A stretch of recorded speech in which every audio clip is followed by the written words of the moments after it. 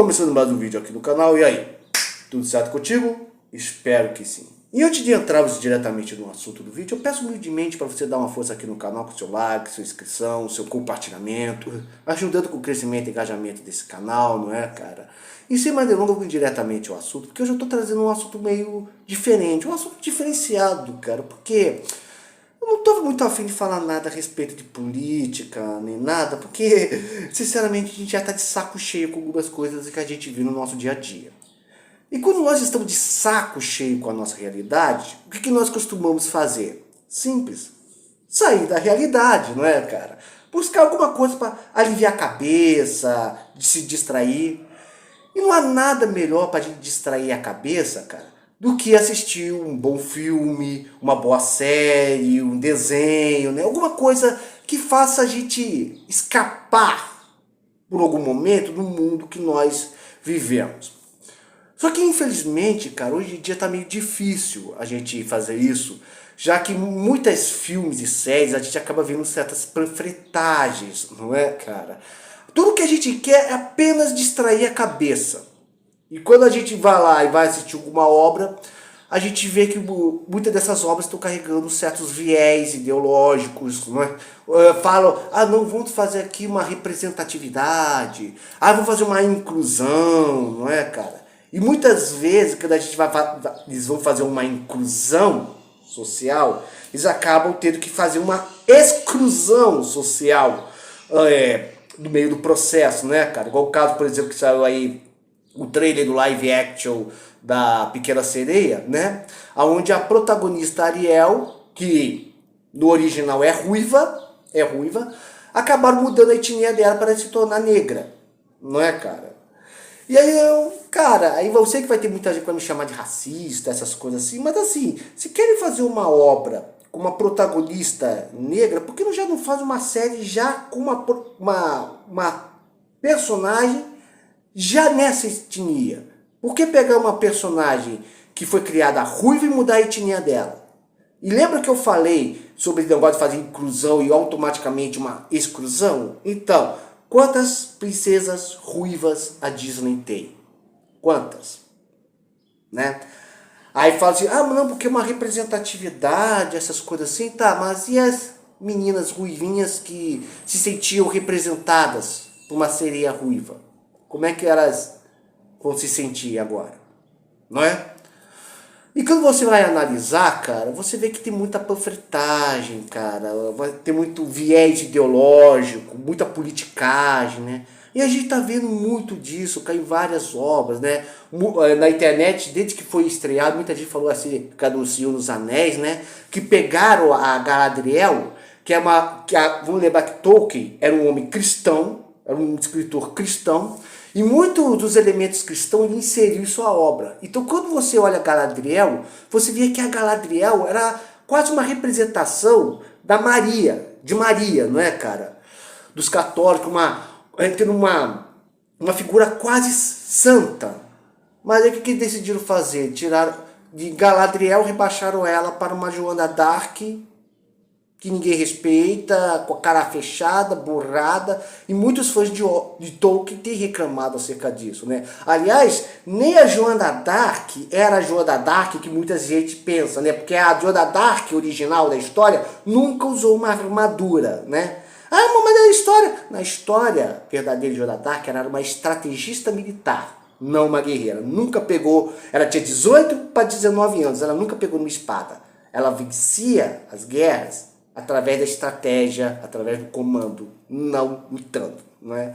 Mas muita gente acaba não sabendo disso. E hoje em dia, se você comenta acerca dessas obras, você é obrigado a gostar. Porque se eu não gostar de uma sereia negra, né, eu sou automaticamente um racista. Porque mexeram na etnia lá, os caras mexem na etnia de um personagem, mas eu viro racista. Se eu não gostar da Galadriel guerreira, eu sou um machista, não é? E muitas obras têm sido estragadas justamente por causa do viés ideológico. Então o que acontece? Então, quando eu olho assim, cara, e eu quero um bom entretenimento, aonde é que eu vou então, cara? Já que tiraram ali uma obra do Resident Evil, mas o Wesker virou o Blade. Então muitas vezes eu acabo indo para uma outra opção, que é justamente os animes, não é, cara? Que, cara, desde que eu era moleque, cara, eu sempre gostei do anime, né? Porque eu sou geração manchete, não é? Entendeu? Então, desde essa época, cara, de Cavaleiro do Zodíaco, essas coisas, os animes, eles têm, embora muitos deles sempre tenham aqueles mesmos clichês, né? De, o protagonista tirar um poder oculto enfiado lá no meio do rabo para poder vencer um protagonista, um vilão, né? Ou então aquele clichê de gritar o nome do golpe que nunca fez o menor sentido. Muitas vezes a gente acaba gostando dessas obras por causa dos valores que muitas dessas obras passam, não é, cara? E eu queria fazer nesse vídeo, falar acerca disso, cara.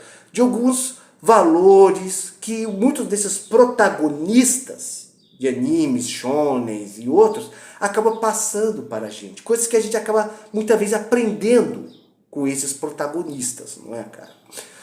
E aí eu te pergunto, cara, quais são os protagonistas que acompanharam a nossa vida e que a gente tira grandes lições, né? Por exemplo, vou começar logo com o clássico dos clássicos, Cavaleiro do Zodíaco, né? Quem é o protagonista de Saint Seiya, Cavaleiro do Zodíaco? Seiya de Pegasus, né?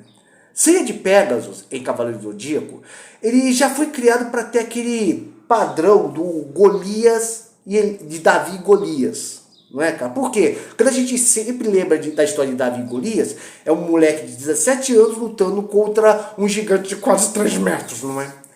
E quando você começa a obra de Cavaleiro, já começa com a luta de Seiya contra o Cassius, que é um gigante, e que já vai mostrar, cara, como vai ser a trajetória desse personagem. Porque uma coisa que o Seiya de Pegasus muitas vezes é conhecido é por ser o protagonista que mais apanhou da história dos animes, não é, cara? O moleque, ele é um duro de matar, vive arrebentado. Mas é aí que tá, cara. Muita gente fala que o Seiya é até o mais fraco dos Cavaleiros de Bronze, alguns falam isso, mas na verdade, cara, a proposta do Seiya é ele ser o mais estrategista entre os 5, o bronze, o mais veloz. E assim, e não é que ele é o mais fraco, claro que não, cara, entendeu? Eu acho que comparado a Shiryu e Yoga, na minha opinião, ele tá até igualado, né? Pra mim o mais forte é o Ikki, né? Mas ele é aquele protagonista que passa uma mensagem para nós de perseverança.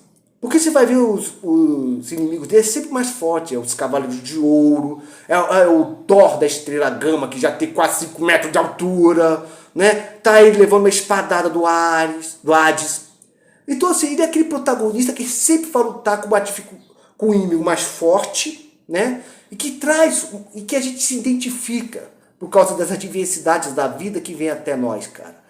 E uma coisa interessante que em Cavaleiro do Zodíaco, cada anime tem sua energia. Em Dragon Ball você tem o Ki, em Naruto você tem o Chakra. E essas energias você tem que treinar para poder aumentar essa energia. Em Cavaleiros não. Em Cavaleiros do Zodíaco você tem o Cosmos. O Cosmos é quase como se fosse uma espécie de entidade, uma coisa metafísica, sabe? Uma coisa que está no universo. Em Cavaleiros do Zodíaco é uma coisa transcendental, que eu quero dizer. Ou seja, em Cavaleiros do Zodíaco você não treina para ficar com o cosmos mais forte. Não, você treina para que o seu corpo possa receber mais cosmos, né? Isso é uma coisa que muitos fãs da obra acabam não percebendo. E quando você vê na luta do Seiya de Pegasus contra algum inimigo, ele no meio da dificuldade, e ele não recua. Porque ele tem uma missão, ele tem um objetivo de salvar Atena. E quando você percebe, ele está lá gritando: brilhe, cosmos! Eleve-se ao extremo, cosmos! E eu vejo algo de cristão nisso, cara. Por quê? Porque isso me remete àquele cristão que está no meio da luta, da adversidade, que vê que não tem força para vencer. Então, o que acontece? Da mesma forma que Seiya clama ao cosmos para se elevar, um cristão ele clama a Deus, ele clama ao Espírito Santo. Ele ora a Deus pedindo por ajuda, por socorro no meio da batalha, no meio da luta.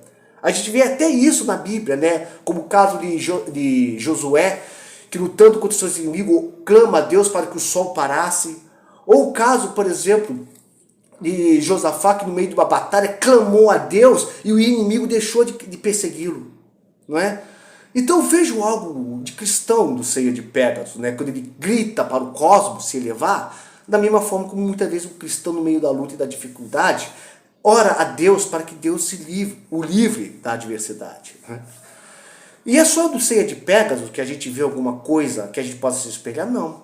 Outro anime clássico que eu cresci vendo é Yu Yu Hakusho. Né? Em Yu Yu Hakusho nós temos o que? Yusuke Urameshi. E Yusuke Urameshi é um protagonista que você acaba acompanhando porque você vê o arco de desenvolvimento do Yusuke. Né? Você vê a evolução do Yu Urameshi. Ele, quando começa, primeiro que ele já começa morrendo no primeiro episódio, né, cara? Mas assim, quando você assiste o arco de desenvolvimento do Yusuke, ele começa como um adolescente birrento, briguento, um adolescente que... notificação aqui no celular, né? Um cara que briga com o melhor amigo. E tem lá a Keiko lá, cara, né? E tá num relacionamento de chove não mora com a amiguinha de infância dele. Mas com o passar do anime, ele não aumenta, ele não evolui só o seu poder. Ele não só treina para depois receber lá, para ficar mais forte, receber a doutrina do Lei Corra do Ken, aí mais depois descobre lá que ele tem uma ancestralidade com yokais, termina quase sendo o rei das trevas, quase ganhando um torneio, porque ele perdeu, né? Então, mas você vê que ele é um personagem que de um moleque de 14 anos, que não gostava de estudar, que era um prefeito marginal que só queria saber de brigar, ele passa por um rapaz, no final do anime, com responsabilidade, que se preocupa com os amigos. A Keiko, ele pede ela em casamento, né? Um jovem com responsabilidade. E a gente vê esse crescimento no Yusuke, cara. Ou seja, que nós temos que nos desenvolver e evoluir à medida da vida, né? Também tem outro anime que eu posso citar, é Dragon Ball, que tem o famoso Goku. Claro que o Goku, ele é um eterno idiota, não é? Um paspalho que só quer saber de treinar e muitas vezes deixa a família de lado para ir lá pro planeta do Whis, do seu Kaiô encher o saco, né, cara? Mas se tem uma coisa que a gente aprende com o Goku em Dragon Ball, cara, é que ele tem um objetivo, que é se tornar cada vez mais forte para lutar com os mais fortes. Parece um objetivo meio raso? Sim, é um anime shonen Dragon Ball, vamos lembrar, dedicado para luta. Mas a gente pode tirar algumas lições disso, cara, como por exemplo, da gente sempre querer nos superarmos, né? De sempre queremos mais. Não é errado você sempre querer mais, mas a gente sempre queremos evoluir, ficar mais fortes, aumentar nosso conhecimento. E muitas vezes a gente pode aprender isso com o Goku. E também com o Vegeta também, né? Porque o Vegeta começou como vilão, e vilão passou para anti-herói, herói, e hoje é um paizão de família, cara. Então, eu vou encaixar em Dragon Ball esses dois como sendo protagonista, né? Porque enquanto que o Goku evolui mais força, o Vegeta evolui mais como personagem. Eu gosto de personagens que têm arcos de evolução e até redenção, né? Aí depois a gente tem o outro anime. Agora vou pegar um anime mais recente, né? One Punch Man. Porque até aqui eu falei de personagens que foram evoluindo porque tinham um objetivo. Aí eu te pergunto, o que fazer depois que você alcança um certo objetivo na sua vida?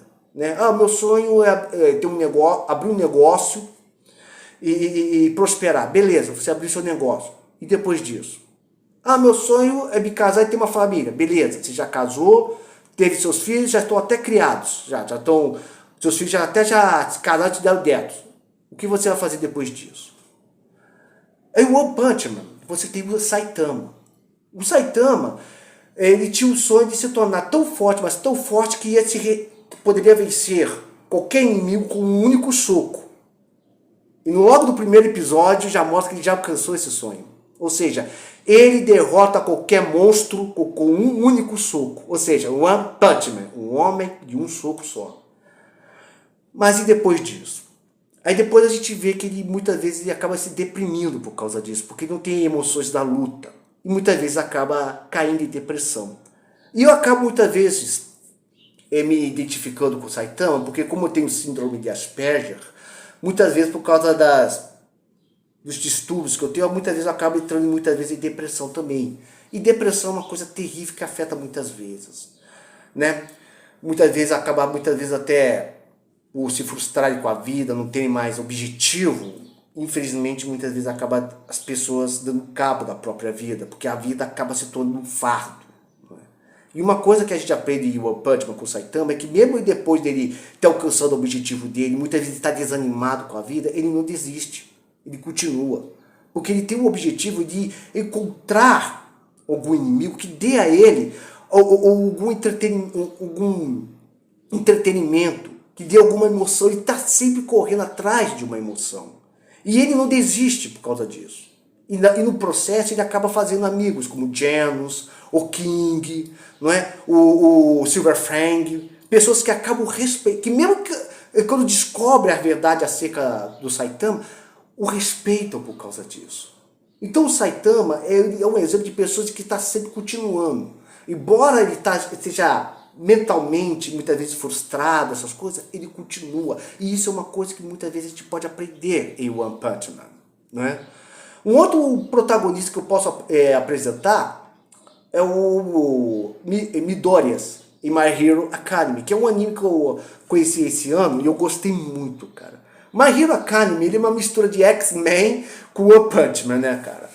A história de My Hero é assim, na humanidade, todo mundo já nasce com algum poder, não é? Ou seja, é uma sociedade sobre-humana, todo mundo vai dar... Você vai nascer com algum poder, né? Seja tirar uma bola grudenta da cabeça, ou uma supervisão, ou então um poder que é capaz de destruir uma cidade, independente, você vai ter algum poder, seja fraco ou forte, ou inútil, né?